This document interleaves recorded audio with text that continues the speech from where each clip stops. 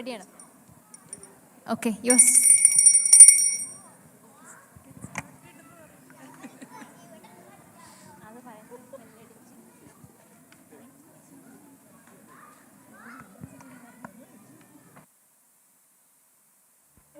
AD 1712 നട്ടാലം ഗ്രാമത്തിലെ ഒരു പുരാതന നായർ തറവാട്ടിൽ ജനിച്ച നീലകണ്ഠപിള്ള പിൽക്കാലത്ത് തിരുവിതാംകൂർ രാജാവായ മാർത്താണ്ഡവർമ്മയുടെ സൈന്യാധിപനായി നിയമിക്കപ്പെട്ടു. രാജകൊട്ടാരത്തിലെ സൈന്യത്തിന്റെ കപ്പിത്താൻ ബെനഡിക്ടസ് ഡിലോനയിൽ നിന്നും ക്രിസ്തുമത തത്വങ്ങൾ പഠിച്ച നീലകണ്ഠപിള്ള ക്രിസ്തുമതം സ്വീകരിക്കുകയും അനേകം ഹിന്ദുക്കളെ ക്രിസ്തുമതത്തിൽ ചേർക്കുകയും ചെയ്തു. ഇതിൽ ശുഭിതനായ മാർത്താണ്ഡവർമ്മ രാജാവിന്റെ അതിക്രൂരമായ പീഡനങ്ങൾക്ക് ഇരയാകേണ്ടി വന്ന നീലകണ്ഠപിള്ളയുടെ ജീവിതത്തിലേക്ക് ഒരു യാത്ര.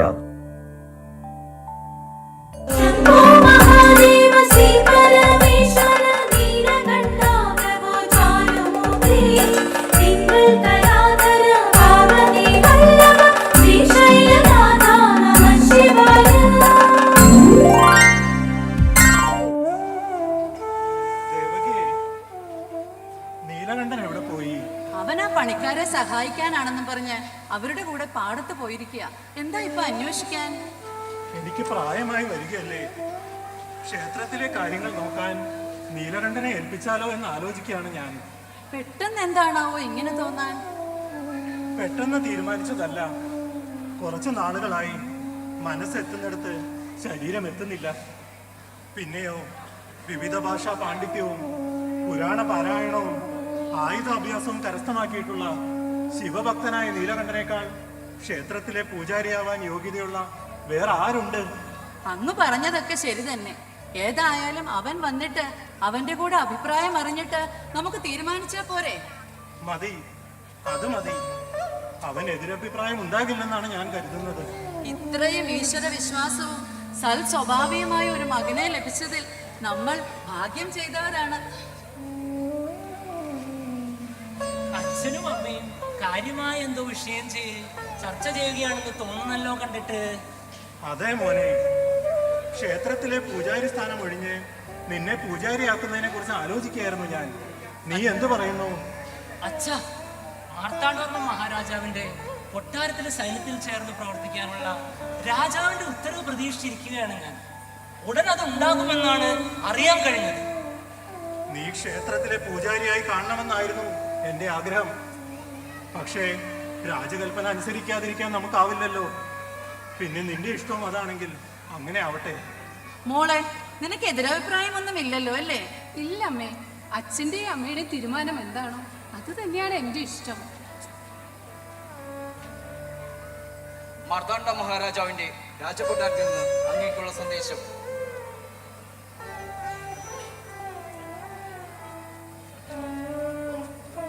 അച്ഛാ, കൊട്ടാരത്തിലെ സൈന്യത്തിൽ ചേർന്ന് പ്രവർത്തിക്കാനുള്ള രാജാവിന്റെ ഉത്തരവാണിത്. മോനെ, അച്ഛന് പ്രായമായി വരികയല്ലേ. ഈ കുടുംബത്തിലെ കാര്യങ്ങളൊക്കെ നോക്കി നടത്തിയിരുന്ന നീ പെട്ടെന്ന് ഇങ്ങനെ പോകണമെന്ന് പറയുമ്പോ അമ്മ വിഷമിക്കരുത്. രാജകൽപ്പന അനുസരിച്ചല്ലേ പറ്റൂ. അച്ഛനും അമ്മയും എന്നെ അനുഗ്രഹിക്കണം. ഞങ്ങളുടെ അനുഗ്രഹം എപ്പോഴും നിന്റെ കൂടെ ഉണ്ടാവും. കൊട്ടാരത്തിലെ ജോലികളിലെ പ്രതിസന്ധികളെല്ലാം അതിജീവിച്ച് വിജയം വരിക്കാൻ ഈശ്വരൻ നിന്നെ അനുഗ്രഹിക്കട്ടെ. ഞാനൊന്ന് പോയി വിശ്രമിച്ചിട്ട് വരാം. ഏട്ടാ, വിവാഹം കഴിഞ്ഞ് അധിക നാൾ പോലും ഒരുമിച്ച് ജീവിക്കാൻ നമുക്കായില്ല. നമ്മുടെ ദേശത്തിന്റെ ശത്രുക്കൾക്കെതിരെ അങ്ങ് യുദ്ധം ചെയ്യാൻ പോവുകയാണെന്ന് ഓർക്കുമ്പോൾ എനിക്കെന്തോ ഭയമാകുന്നു. നീ വിഷമിക്കരുത്. നമ്മുടെ ദേശത്തിന് വേണ്ടി പോരാടുന്നത് ഏതൊരു പൗരന്റെയും കടമയല്ലേ. ഈശ്വരൻ ഒരാപത്തും വരുത്തില്ല. ഏട്ടന്റെ ആയുസ്സിനും ആരോഗ്യത്തിനും വേണ്ടി എന്നും ഞാൻ ഈശ്വരന്മാരോട് പ്രാർത്ഥിക്കും.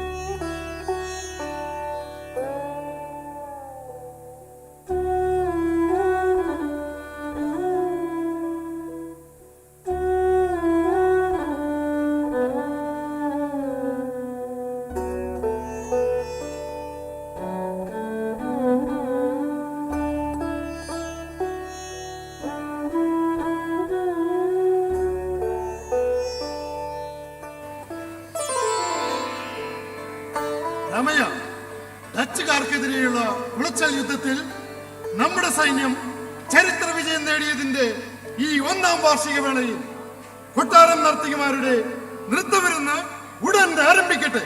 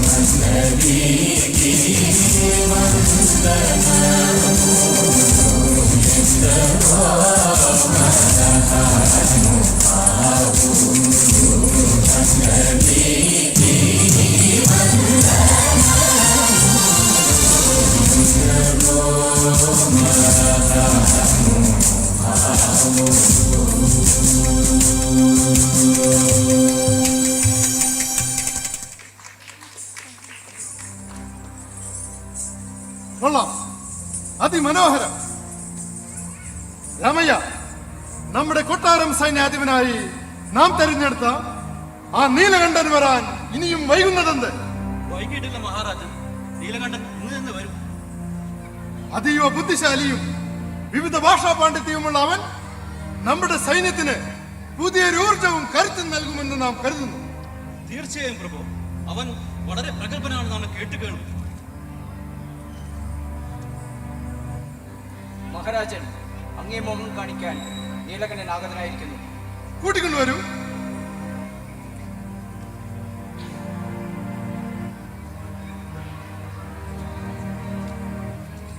നീലകണ്ഠൻ, നിന്റെ കഴിവുകളെ കുറിച്ച് നാം ഒരുപാട് കേട്ടിരിക്കുന്നു. നിന്റെ ബുദ്ധി സാമർഥ്യം നമ്മുടെ സൈന്യത്തിന് പുതിയ തന്ത്രങ്ങൾ മെനയാൻ സഹായമാകുമെന്നാണ് നമ്മുടെ പ്രതീക്ഷ. അങ്ങയുടെ പ്രതീക്ഷകൾ ഒരിക്കലും അസ്ഥാനത്താവില്ല മഹാരാജൻ. നമ്മുടെ ദേശത്തെ ശത്രുക്കളിൽ നിന്നും രക്ഷിക്കാൻ, നമ്മുടെ സൈന്യത്തെ നയിക്കാൻ ഞാൻ ഉണ്ടാകും. നിന്റെ ഈ ആത്മവിശ്വാസം നമ്മെ വളരെയേറെ സന്തോഷിപ്പിക്കുന്നു. നമ്മുടെ കപ്പിത്താൻ ബെനഡിക്ടസ് ഡിലനോയെ കൂട്ടിക്കൊണ്ടുവരൂ. ഉത്തരവ് മഹാരാജൻ. കുളച്ചിൽ യുദ്ധത്തിൽ നമ്മൾ പരാജയപ്പെടുത്തിയ ഡച്ചു സൈന്യത്തിന്റെ സൈന്യാധിപനായിരുന്നു ഡെലനോയ്. മഹാരാജൻ ആദ്യം അദ്ദേഹത്തെ തടവറക്കാരനാക്കിയെങ്കിലും ഡെലനോയുടെ അതീവ ബുദ്ധി സാമർഥ്യം തിരിച്ചറിഞ്ഞ് നമ്മുടെ സൈന്യത്തിന്റെ കപ്പിത്താനാക്കി. എന്തിനേറെ പറയുന്നു, നമ്മുടെ ഭാഷ പോലും അയാൾ അനായാസം പഠിക്കുകയും സംസാരിക്കുകയും ചെയ്യുന്നു.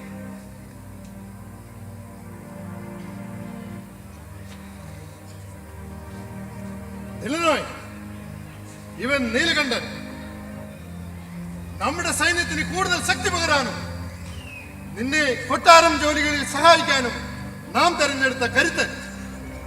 അങ്ങയുടെ ഈ തീരുമാനത്തിൽ ഞാൻ അതീവ സന്തുഷ്ടനാണ്.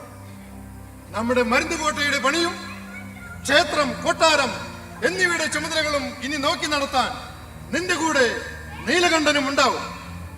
അങ്ങയുടെ ഇഷ്ടം പോലെ. രാമയ്യ, നീലകണ്ഠന് താമസിക്കുവാനുള്ള സൗകര്യങ്ങളെല്ലാം ശരിപ്പെടുത്തിയോ?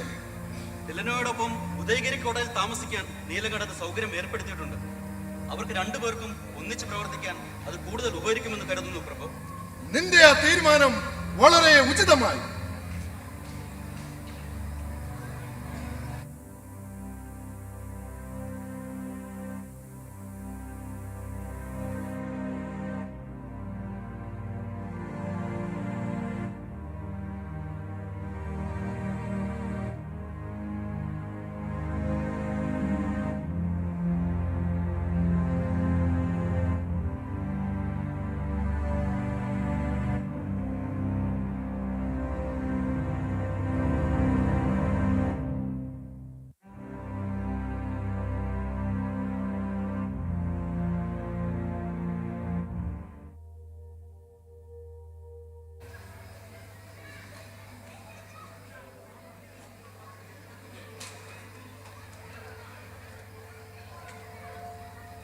നീലകണ്ഠ, 3 മാസമായി നീ ഇവിടെ വന്നിട്ട്, പക്ഷേ ഈയിടെയായി എന്തോ ഒരു വലിയ വിഷമം നിന്റെ മനസ്സിനെ അലട്ടുന്നുണ്ട്. വിരോധമില്ലെങ്കിൽ നിനക്കിത് എന്നോട് തുറന്നു പറയാം. അങ്ങയോടല്ലാതെ ആരോടാണ് ഞാൻ എന്റെ സങ്കടം പറയുക? എന്റെ നാട്ടിൽ എന്റെ സ്വന്തക്കാരിൽ പലരും മാരകമായ രോഗങ്ങളാൽ വലയുകയാണ്. കൂടാതെ പക്ഷിമൃഗാദികൾ അകാരണമായി ചത്തൊടുന്നു. പ്രഗത്ഭരായ വൈദ്യർ ചികിത്സിച്ചെങ്കിലും ഒരു ഫലവും കണ്ടില്ല. പലവിധ നടത്തി നോക്കിയെങ്കിലും അതും ഫലിച്ചില്ല. ഇത് ദൈവകോപമല്ലാതെ മറ്റൊന്നുമല്ല. കാരണം നിന്റെ നാട്ടിൽ ദൈവത്തിന് നിരക്കാതെ പല പ്രവൃത്തികളും നടക്കുന്നുണ്ടാകണം. ഈ ദുരവസ്ഥയിൽ നിന്ന് രക്ഷപ്പെടാൻ ഒരു മാർഗം അങ്ങ് പറഞ്ഞു തരാമോ?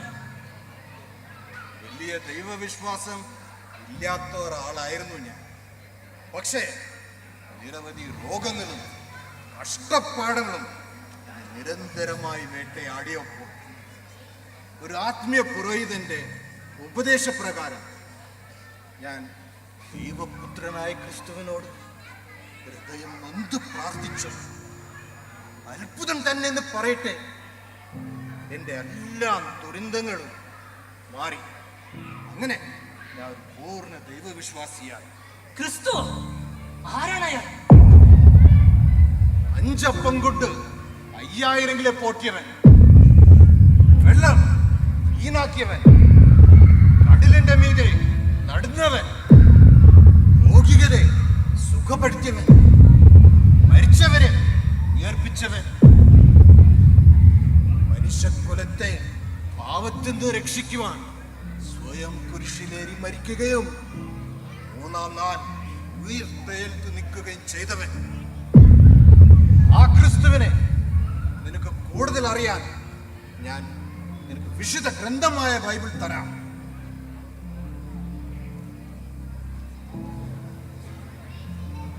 നിനക്ക് ഇഷ്ടമുണ്ടെങ്കിൽ മാത്രം. എനിക്ക് ക്രിസ്തുവിനെ കുറിച്ച് കൂടുതൽ അറിയണം. എങ്കിൽ ഇന്നു മുതൽ ബൈബിൾ വായന തുടങ്ങിക്കൊള്ളൂ. പക്ഷേ കൊട്ടാരത്തിൽ ആരും അറിയരുത്.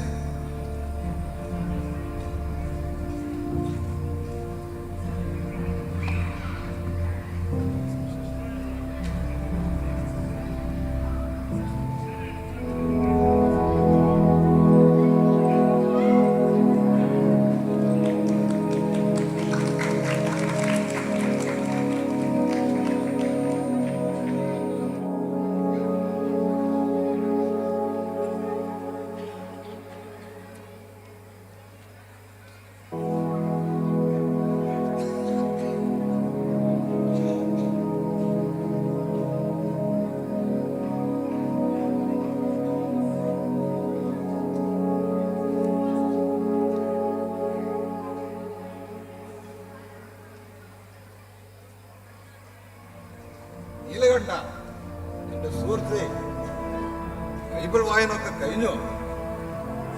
ക്രിസ്തുവിനെ കുറിച്ച് നിനക്ക് എന്ത് തോന്നുന്നു? ക്രിസ്തു ആരാണെന്ന് ഞാൻ പൂർണ്ണമായി മനസ്സിലാക്കി കഴിഞ്ഞു.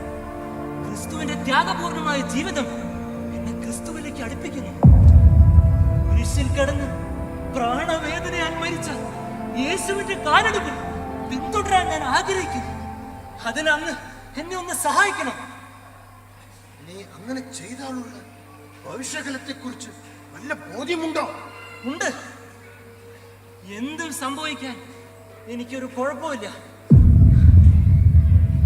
എന്റെ ആത്മാമിത്രമേ, ദൈവത്താൽ വിളിക്കപ്പെട്ടവർ അനേകം, എങ്കിൽ തെരഞ്ഞെടുക്കപ്പെട്ടവർ ചുരുക്കം മാത്രം. ഈ തെരഞ്ഞെടുക്കപ്പെട്ടവരിൽ ഒരാൾ നീയാണെന്ന് ഞാൻ വിശ്വസിക്കുന്നു. ക്രിസ്തുവിന്റെ സ്നേഹജലം എന്റെ ഹൃദയം കഴുകി ശുദ്ധിയാകട്ടെ. ഞാനൊരു പുതിയ മനുഷ്യനായി മാറിക്കഴിഞ്ഞതായി എനിക്ക് തോന്നുന്നു. ക്രിസ്തുവിന്റെ വഴി തിരഞ്ഞെടുക്കാൻ ഞാൻ എന്ത് ചെയ്യണമെന്ന് അങ്ങ് പറഞ്ഞു തരൂ. ആദ്യം തന്നെ നീ മാമോദിസ സ്വീകരിക്കണം. ഞാൻ എഴുതി തരുന്ന ഈ കത്തുമായി നീ ഫാദർ ജോൺ ബാപ്റ്റിസ്റ്റിന്റെ അരികിൽ എത്തിക്കണം. അദ്ദേഹം നിനക്ക് വേണ്ടതെല്ലാം ചെയ്തു തരും. എത്രയും പെട്ടെന്ന് ഞാൻ പുറപ്പെടാം. മതത്തിൽ പിറന്ന നീ ഈ വഴി സ്വീകരിച്ച രാജാവ് നിന്നെ എന്തും ചെയ്യാൻ മടിക്കുകയില്ല. എന്റെ നീക്കങ്ങൾ അതീവ രഹസ്യമായിരിക്കണം. എന്തും സഹിക്കാൻ തയ്യാറായി തന്നെയാണ് ഞാൻ ഈ വഴി തിരഞ്ഞെടുക്കുന്നത്. അങ്ങ് എന്നെ അനുഗ്രഹിച്ചാൽ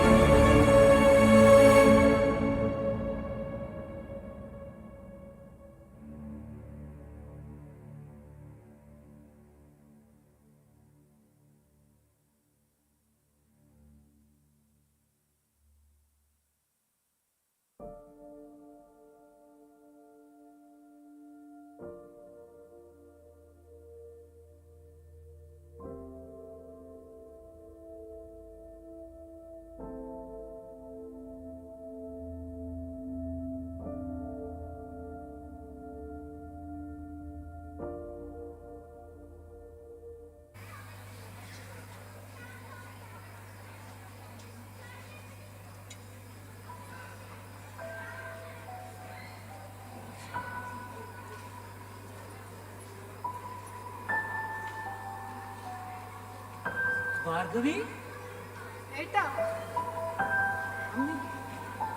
മോനെ, എത്ര നാളായി പോയിട്ട്? കൊട്ടാരത്തിലെ ജോലിയൊക്കെ എങ്ങനെ പോകുന്നു? പറയാം, പക്ഷെ കേൾക്കുമ്പോൾ നിങ്ങൾ ആരും വിഷമിക്കരുത്. വിഷമിക്കത്തക്ക എന്ത് പ്രശ്നമാണ് ഉണ്ടായത് നീലകണ്ഠ? എന്ത് പ്രശ്നമാണെങ്കിലും ഞങ്ങളോട് തുറന്നു പറയേട്ടാ. ചില പ്രത്യേക സാഹചര്യത്തിൽ എനിക്ക് കൊട്ടാരത്തിലെ ജോലി ഉപേക്ഷിക്കേണ്ടി വന്നു. ജോലി ഉപേക്ഷിച്ചെന്നോ? കാരണം? കാരണം കേൾക്കുമ്പോൾ എന്നെ വെറുക്കാതെ അത് സഹിക്കാനും എന്നോട് ക്ഷമിക്കാനും നിങ്ങൾക്ക് കഴിയണം. ഏട്ടൻ എന്തൊക്കെയാണ് ഈ പറയുന്നത്? ഏട്ടനെ വെറുക്കാൻ ഇവിടെ ആർക്കും കഴിയില്ല. മോനെ, നീ കാര്യം എന്താണെന്ന് വെച്ചാ തുറന്നു പറ.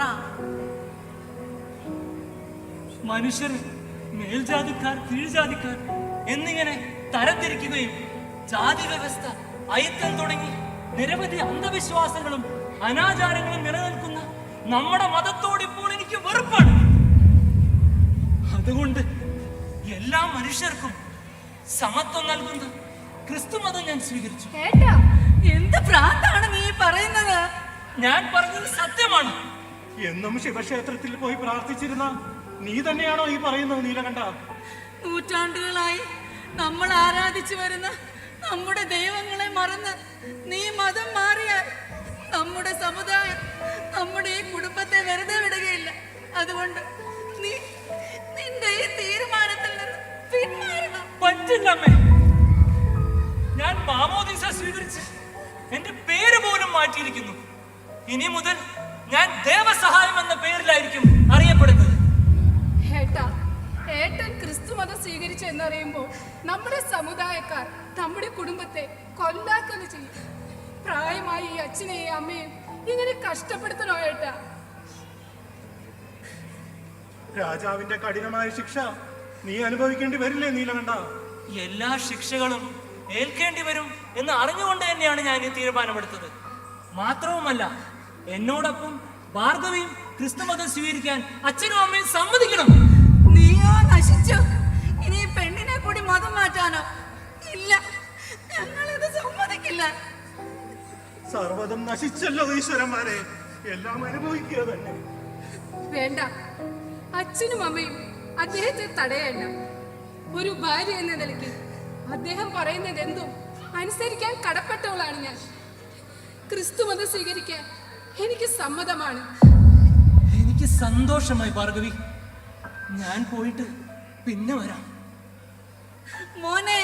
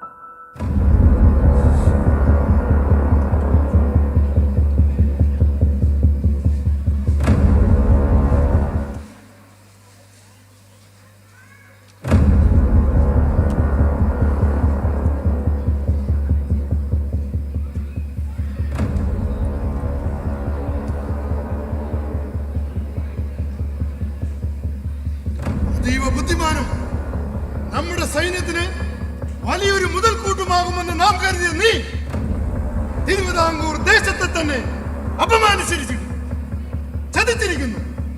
ശരിയല്ലേ? ഈ രാജ്യത്തെ പുരോഹിതർ, ഫ്യൂഡൽ പ്രഭുക്കന്മാർ, രാജകുടുംബാംഗങ്ങൾ, സമുദായം എല്ലാവരും ഒറ്റക്കെട്ടായി നിനക്കെതിരെ ആരോപണം ഉന്നയിച്ചിരിക്കുന്നു. നീ മതത്തെ ഉപേക്ഷിച്ച് വിശ്വാസം പിന്തുടരുന്നത് അവസാനിപ്പിച്ചിരിക്കുന്നു എന്നാണ് അവർ ആരോപിച്ചിരിക്കുന്നത്. എന്താണ് നിനക്ക് പറയാനുള്ളത്? അങ്ങ് കേട്ടത് ശരിയാണ് പ്രഭു. അത് മാത്രമല്ല പ്രഭു, ഇവൻ ക്രിസ്തു മതത്തിൽ ചേരുകയും ഇവിടുത്തെ മതം മാറാൻ പ്രേരിപ്പിക്കുകയും ചെയ്യുന്നു എന്നൊരു ആരോപണവുമുണ്ട്. ഈ രാജ്യത്തെ നിയമം അനുസരിച്ച് മാറുന്നത് കുലക്കുറ്റമായി കാണുമെന്ന് നിനക്ക് അറിഞ്ഞൂടെ? ഞാൻ മതം ഉപേക്ഷിച്ചത് എന്റെ വ്യക്തിപരമായ തീരുമാനം മാത്രമാണ്. മാത്രവുമല്ല, ആരെയും നിർബന്ധിച്ച് ഞാൻ മതം മാറ്റുന്നുമില്ല. അതെങ്ങനെ രാജ്യദ്രോഹ കുറ്റമാകും പ്രഭു? അഹങ്കാരി, രാജാവിനോട് ധിക്കാരം പറയുന്നു.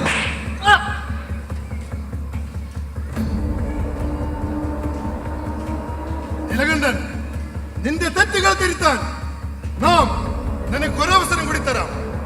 അതിന് തയ്യാറല്ലെങ്കിൽ നീ കടുത്ത ശിക്ഷകൾ അനുഭവിക്കേണ്ടി വരും. എന്ത് ശിക്ഷ ഏറ്റുവാങ്ങാനോ? അത് മരണമായാൽ പോലും എന്റെ തീരുമാനത്തിൽ നിന്നും ഞാൻ ഇനി പിന്നോട്ടില്ല. ധിക്കാരി രാമയ്യ, ഇവന്റെ കൈയും കാലും ചങ്ങലക്കിട്ട് 3 മാസം കാരാഗ്രഹത്തിൽ അടച്ച് ഇവനെ ചാട്ടവരടിക്കുക, ഇവനെ എന്നിട്ട് നാട്ടി കടത്തുക. വേഗമാട്ടെ.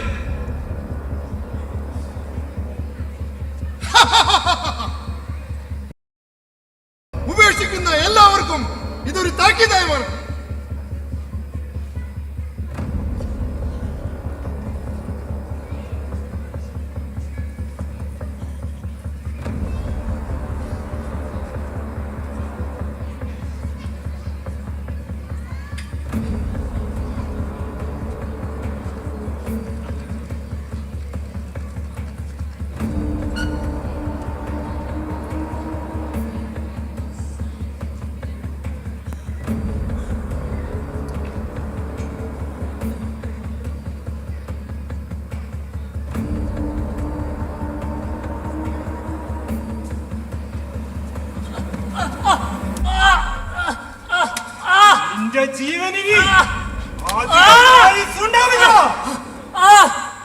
നമ്മുടെ ആയുസിന്റെ ദൈർഘ്യം തീരുമാനിക്കുന്നത് നമ്മളല്ല, അത് തീരുമാനിക്കുന്നത് സർവശക്തനായ ദൈവമാണ്.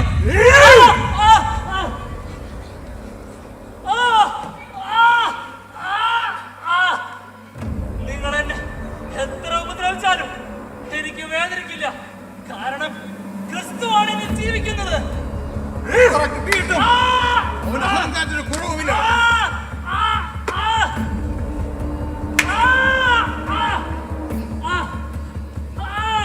മതി, നിർത്ത്. നമുക്കിവനെ കാറ്റിലറിയാം. പച്ചവെള്ളം കിട്ടാതെ ഇവൻ അവിടെ കിടന്നു നരകിച്ച് ചത്തോളും. പിടിക്ക.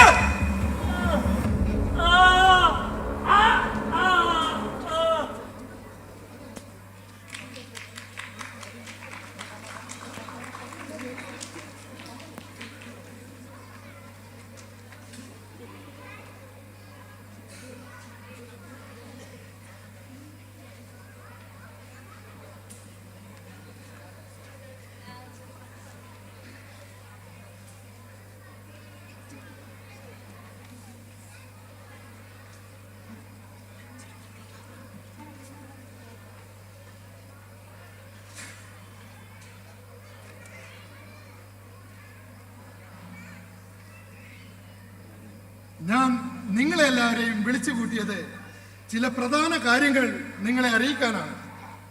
നമ്മുടെ നീലകണ്ഠപിള്ള ക്രിസ്തുമതം സ്വീകരിച്ച് ദേവസഹായം എന്ന പേര് മാറ്റിയത് നിങ്ങളിൽ ചിലരെങ്കിലും അറിഞ്ഞു കാണുമല്ലോ.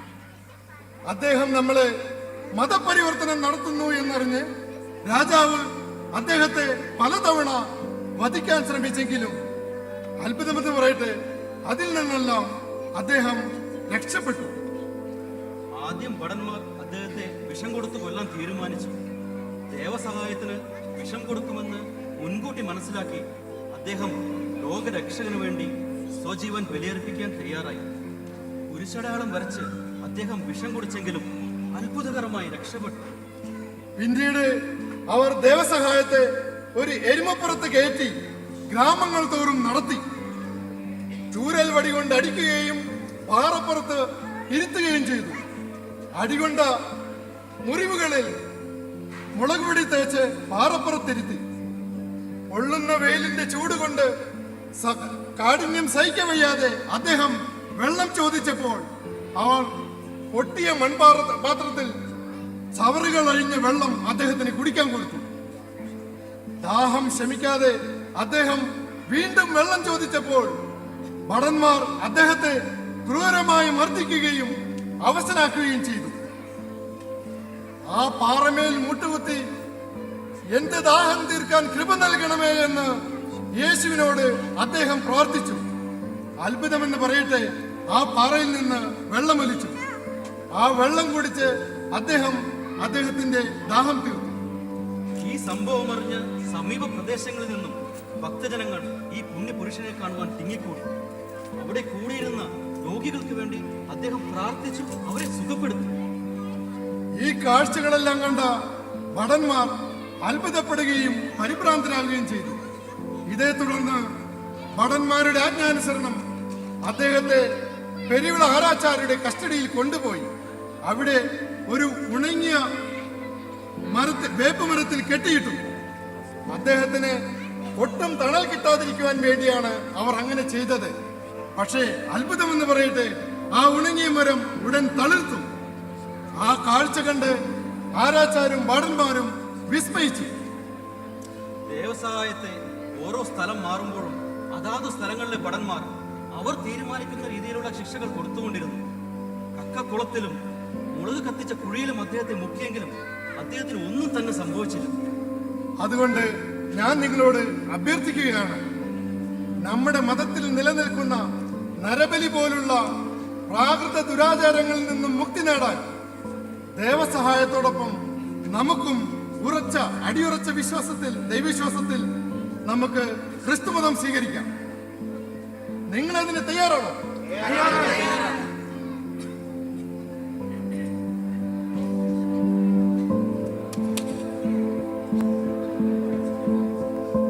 ഒരു സന്തോഷ വാർത്ത അങ്ങേ അറിയിക്കുവാനുണ്ട്. ഞങ്ങളെല്ലാവരും അങ്ങയോടൊപ്പം അടിയുറച്ച വിശ്വാസത്തിൽ ക്രിസ്തുമതം സ്വീകരിക്കുവാൻ തീരുമാനമെടുത്തു. വളരെ നല്ലത്. നിങ്ങൾ ക്രിസ്തുവിനെ പ്രതി കഷ്ടതകൾ ക്ഷമാപൂർവ്വം സഹിക്കുകയും നിങ്ങളുടെ പ്രവർത്തനങ്ങളെല്ലാം നിത്യസ്വർഗത്തിന് വേണ്ടിയുള്ളതുമാകണം. ഇനി നിങ്ങളോടൊത്ത് അധികം നാൾ ഞാൻ ഉണ്ടായെന്ന് വരില്ല. ഭടന്മാർ ഏത് സമയത്ത് വേണമെങ്കിലും എന്നെ കൊല്ലും.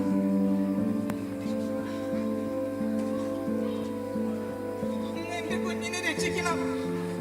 ജന്മന അന്ധയായവൾക്ക് കഴിഞ്ഞ ഒരു വർഷമായി വിട്ടുമാറാത്ത വയറുവേദനയും തുടങ്ങി. പല ചികിത്സകൾ ചെയ്തെങ്കിലും ഒരു കുറവും കാണുന്നില്ല. എന്റെ മോൾക്ക് കാഴ്ച നൽകാനും ഇവളുടെ അസുഖം മാറ്റാനും അങ്ങേക്ക് കഴിയുമെന്ന് ഞാൻ പൂർണ്ണമായി വിശ്വസിക്കുന്നു.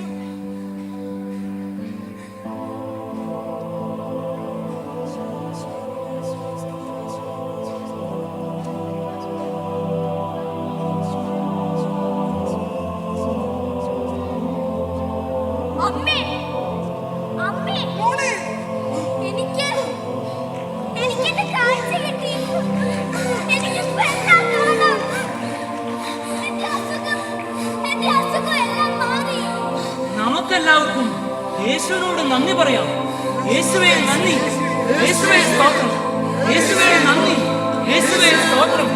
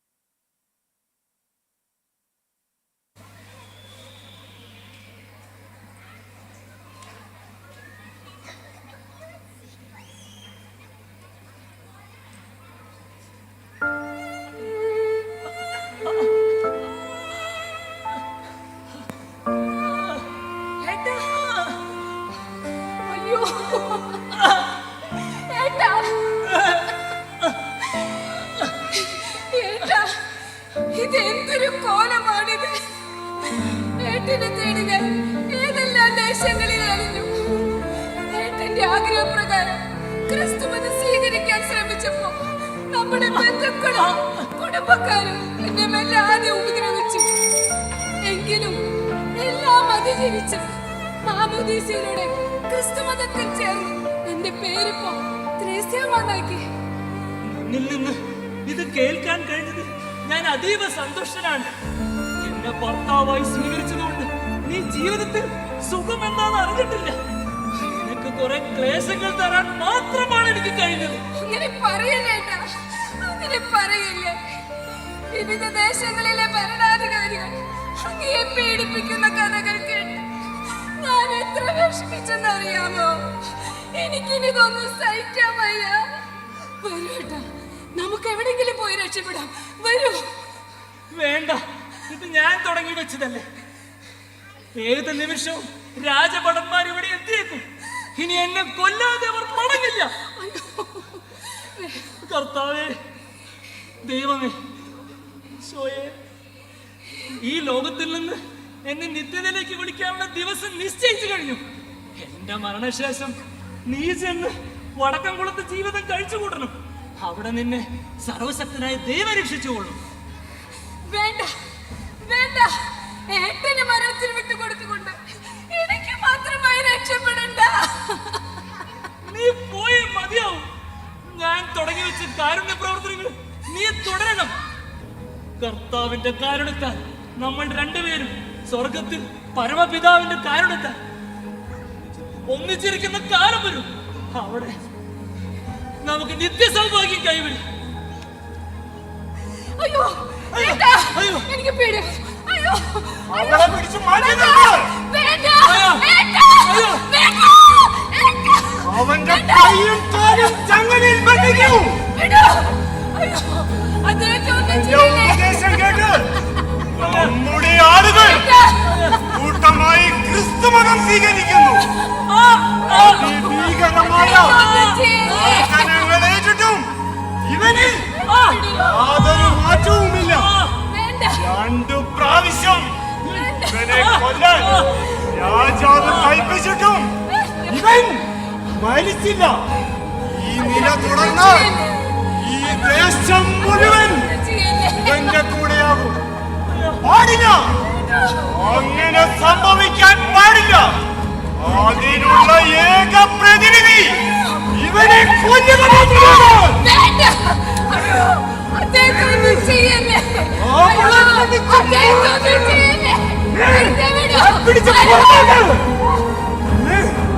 അവനെ പാറയുടെ മുകളിൽ കയറ്റി നിർത്തൂ. ഇതിനു മുമ്പ് പല തവണ നീ മരണത്തിൽ നിന്ന് രക്ഷപ്പെട്ടു. ഇനി അതുണ്ടാവില്ല.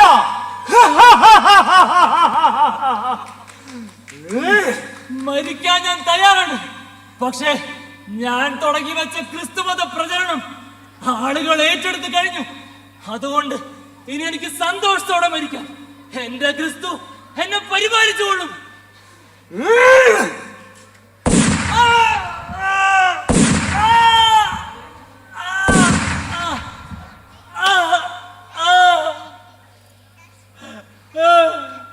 ഈശോ പറയും, ഔസേപ്പേ, എന്നെ രക്ഷിക്കണമേ. എന്നെ ഞാൻ പൂർണ്ണമായി അങ്ങേക്ക് സമർപ്പിക്കുന്നു.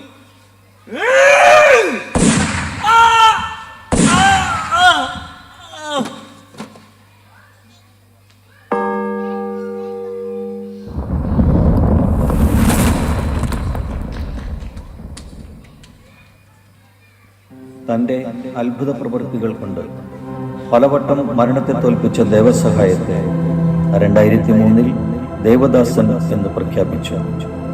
2012 പരിശുദ്ധ പിതാവ് ബെനഡിക്ട് 16 അദ്ദേഹത്തെ രക്തസാക്ഷിയായി, അതേ വർഷം ഡിസംബറിൽ കർദിനാൾ ആഞ്ചലോ അമാത്തോ ദേവസഹായത്തെ വാഴ്ത്തപ്പെട്ടവനായും പ്രഖ്യാപിച്ചു. 2022 മെയ് 15 ഫ്രാൻസിസ് മാർപ്പാപ്പ ദേവസഹായം പിള്ളയെ വിശുദ്ധനായി പ്രഖ്യാപിച്ചു.